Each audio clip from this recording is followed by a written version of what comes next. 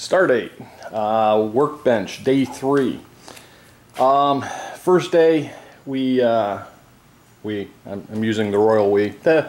Alright, anyways, first day we got the 2x4s, and we rigged up the miter saw and cut everything down to 7 feet instead of 8, because that's how big the workspace is going to be where I'm going to put it. Day 2, got my table saw out. It's a got to walk around the trash can here and drop a ruler. So it's a skill. It's a little table saw. I had to change out the blade. It was a finishing blade instead of a ripping blade, and I found that it really didn't want to cut through 7 feet of 2x4. So that had to do that, and then went ahead and ripped. And if you look at these, you can tell that I am not the best ripper in the world. It was definitely a learning experience on how to rip 7 feet without it getting totally hosed in the process.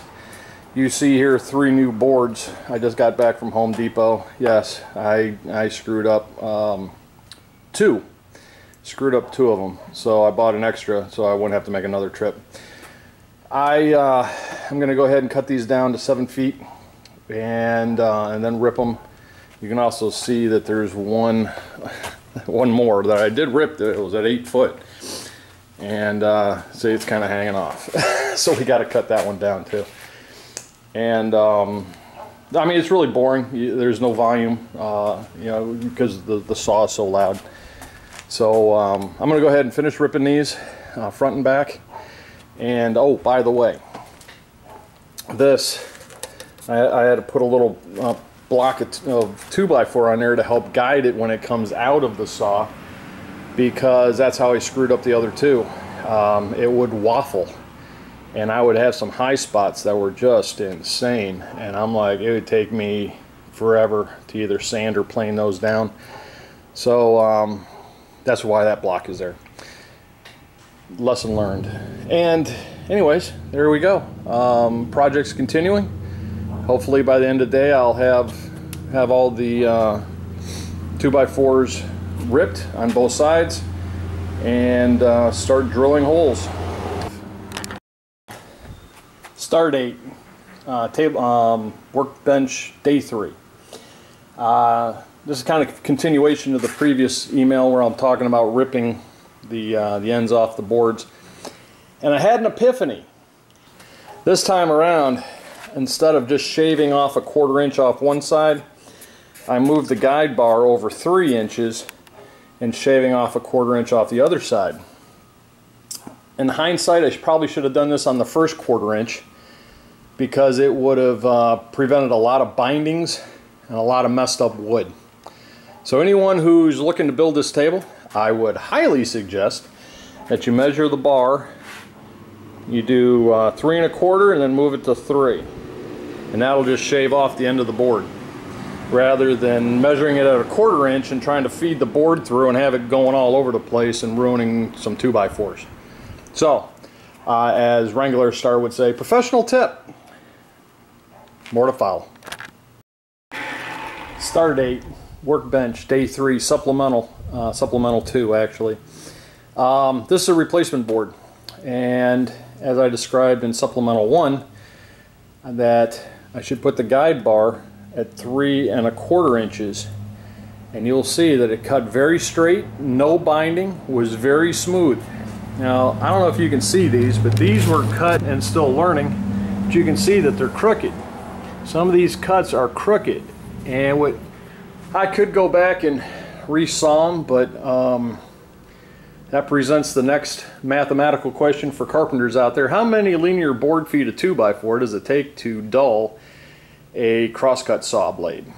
I think the answer is around 240. Anyways, what I'll probably end up doing is sanding the top down first, then I'll take my dad's, actually my grandfather's plane. I'm envious that I don't have a number 8. I actually have a number 5 that I inherited when my father passed away, and I will be using that as the finishing touch because I want those grains to pop. So I'm going to probably sand it with a belt sander first to get it smooth, or fairly smooth, and then I'll take the planer to it to open up those pores and make it more attractive and make sure it's absolutely level. So again, pro tip, put the you want to shave off the little piece and put your guide bar for the greater of the two amounts. Yesterday I had it, when I did the first cut, I actually had it way over here and was just shaving, was pushing the 2x4 through here, and I had to put this up to help guide it, to help keep it tight. And then I was peeling off on this side, you know, the waste. But that created crooked cuts that I now have to exert more physical labor in fixing after the fact. So pro tip, make sure you do 3.5 and then 3 inches on your guide bar. Start date, Workbench day 3, supplemental 3. It's done. All the ripping is done. You can see that? That's one of those ones that were warped. It's going to take some effort to level off. See, this side isn't bad, but this side is. So that went through the table saw crooked. That's a screw up that I'm going to be paying for later. For anyone who hasn't noticed, these little burrow sawhorses, they work pretty good, but they weren't wide enough. So I ended up screwing 4 foot of 2x4 onto the top of each one to give it wide enough to allow me to put the table together. Alright, I think that might be it for today. I'm going to go take a shower. I'm pretty sweaty, and I kind of put it together and clamped it together just to kind of get this one right here is a little warped. And I'm hoping by the time I put the all thread through that that we can get it straightened out. Also, note, I bought this. It is a Marples drill bit, and that drill bit looks like this, not like the ripping one that other guy did. And it's a 1.5, and I got 1.5 inch washers, and there's a test hole and a little piece of scrap. That's a 1/2 inch washer. It fits in there perfect, no wiggle room. So the all thread will go through that. I'm going to use a 1/2 inch drill bit. It's going to be a little bit big, but I figure I'm going to need that little extra space, wiggle room, when I'm trying to run all thread through 21 links of 2x4. And then this washer, being such a tight fit into that countersink, should straighten everything up. And I'm hoping the all thread will pull the warp out of this board. I'll start drilling. I may start drilling tonight. Probably not. It'll probably end up being over the weekend. This is SteadTechy, new call sign, because I'm buying land. I'm going to start a homestead, and I'm a tech geek who's done over 20 years in a professional technical field. So I'm going to combine the channel with stuff on the homestead. It's 25 raw acres, everything from the clearing of it to the building of the house, the whole shebang from start to finish. But I'm also going to include drones, racing quads, routers, switches, networking. A buddy of mine wants me to put together a video on how to make a virtual machine, or how to do remote machine if you have multiple computers, and being able to stream that to a single PC, single keyboard, mouse, and video. So I'm going to be combining everything. I'll be combining the Stead, and I'll be combining technology, hence the name SteadTechy. So I could almost put an R in it, be a Stead trucker. Anyways, start date number 3, pretty much done. As far as I'm going to go today, and I will talk to you guys tomorrow. Starlog Workbench day 4. Alright, they're all ripped. I'm starting the drilling today. 147 holes and 14 countersinks. I've gone through and aligned the grains for maximum strength. I've numbered them, and unfortunately the wood down here in Georgia just isn't as good as the wood up in Washington State. Sorry, Cody. That's a Wranglerstar reference. I don't have any without a knot in the facing or on top. I got as clear as I could find, but yeah, it is what it is. 7 all threads, 1/2 inch from each end, 1/2 inch from each end, 1 foot increments. Let the drilling begin. Drilling continues. I have 2 more boards to do after this. They're looking pretty good. That's this end over here. Okay, so one of the videos I saw showed a guy using a file to try to smooth out those rough things. I'm using a chisel. Kind of hard to do one-handed, but just use the chisel to knock it off. And if you get stuff that goes down in like that and you find you can't get it out, let's see, I have a little utility knife that I just kind of go in, just kind of smooth that out, and use a chisel. Alright, as I said earlier, I don't have a workbench to work from, so I'm actually going to leave the all threads in the bench, but I've marked them, and I've measured that that's 4 1/4 inches, and I went through and marked every one of those all threads at 4 1/4. So I'm going to go ahead and cut those off with a hacksaw. All threads have been cut, and now I'm going to have to file the threads, because if you try to screw a bolt on it, just doesn't want to go, right? So we're going to have to file that down. Got a file. Yes, I need a handle. That's going to be a golf ball handle, but that's project number 2 or 3 after I get the bench done. Alright, workbench, day 4, supplemental. Everything's cut, everything's drilled, everything's ready to go for glue. So I got my glue. I use wax paper, by the way, for underneath the table and my sawhorses, so I don't glue myself to the sawhorses, and a lot of newspaper. So time to get it gluing. I will put another supplemental on after the glue job's done. Okay, it's glued and screwed, and yeah, you remember the newspaper idea? Yeah, I ended up paper macheing the bottom of my shoes. The glue would drip on the paper, then the paper would glue themselves to my shoes. It got to be quite a challenge. And if you look at some of these bolts, you'll see that some are pulled through and some are not.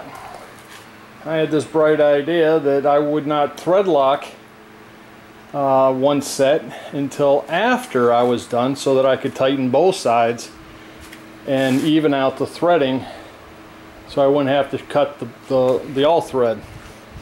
Well, that didn't work. If you look over here, you can see I got bolts protruding. So, more of Wranglerstar's professional tips. 1, no newspaper. 2, yes, Loctite / thread lock the bolts before you put them on. 3, don't use wax paper. I had wax paper on the sawhorses. That created 2 problems. 1, I stapled it down, but it tore and then started pinching itself between the 2x4s when I was cinching them tight. And then after it was all done and I lifted it up, you know, of course the wax paper is not immune to glue. It glued itself to the underside, so that just gives me one more thing to clean on top of the glue. So don't do any of those things if you're making this thing.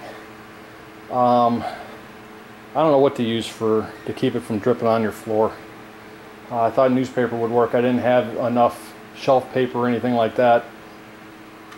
Anybody have any ideas? Other than that, you know, I put it up on these little 2x4s here to help get it off the glue and off the sawhorses, so it didn't glue itself down. Yeah, I'm gonna have fun. The underside looks worse. I'm going to let it harden. Tomorrow I will take a chisel and chisel off the high stuff. And I'll probably take a sander with 80 grit, a belt sander with 80 grit to kind of take it down. Once I get it fairly smooth where I wouldn't gum up my plane, I will then plane it. And then we'll put a finish on it and get the vise mounted, and then we'll get the legs put on. So a couple more days, and yeah.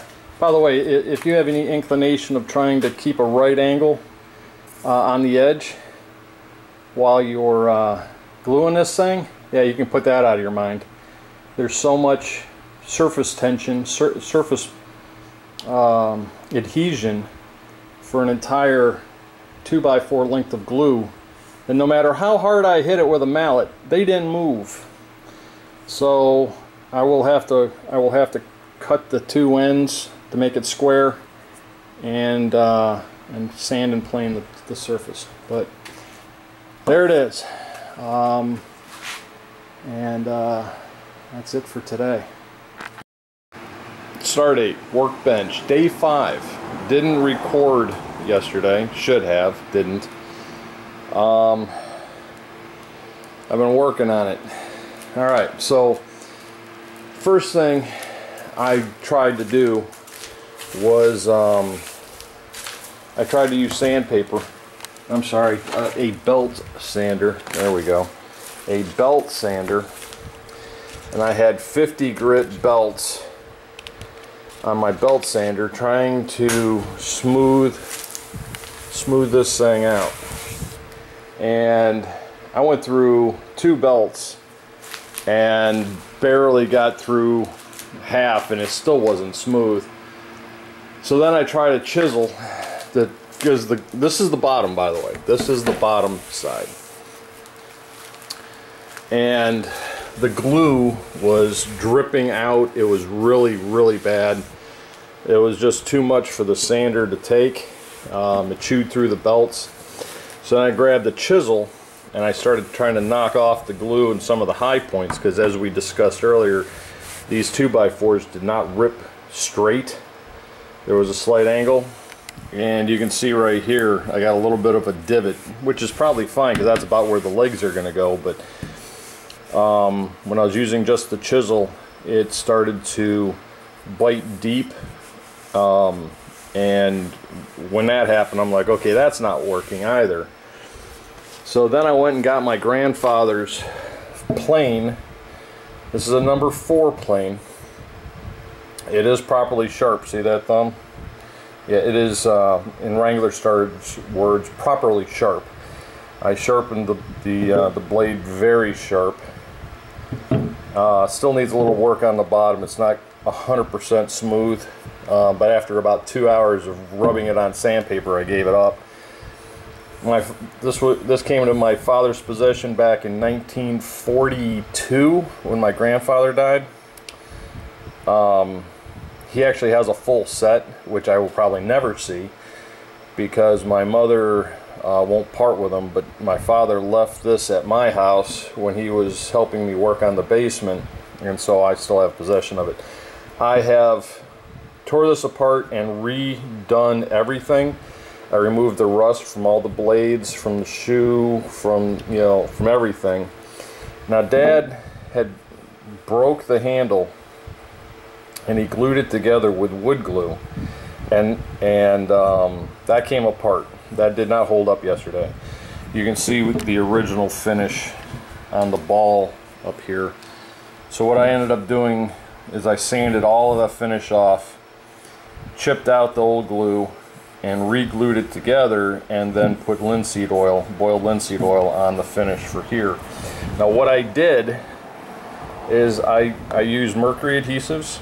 That's the 2-ounce accelerator, and I took that and I put it on 1/2 of the broken handle, and I allowed it to dry. Then I used the high performance. The high performance stuff is, in my opinion, the best CA you can buy. It'll bond to anything. It'll bond to everything that normal CA will bond to, and then it'll bond to other things like old glue. It'll bond to carbon. It'll bond to light ply. Since it bonds to old glue, plywood, right? Compressed sheets of wood between sheets of wood glued together. So it bonds to high alkaline substrates. It'll bond to carbon, Kevlar, anything. Best glue I've ever known. Gotta love it. I just lost my light. And then what I did was, by the way, just FYI, it's 6 o'clock in the morning. It's cooler this early, so that's why I'm out here now. Then what I did is I took the base and I sanded it a little bit on 150 grit sandpaper, took those filings, or those sandings, that sawdust, and I filled in the crack, and then I wicked the M5T, Mercury's M5T, which is thin. It's like water. It's just absolutely like water. I wicked it into all of the cracks, so it wicked into the wood and all that sawdust to fill in all the cracks. Then I took some sandpaper and sanded it smooth, and then put the boiled linseed oil on it.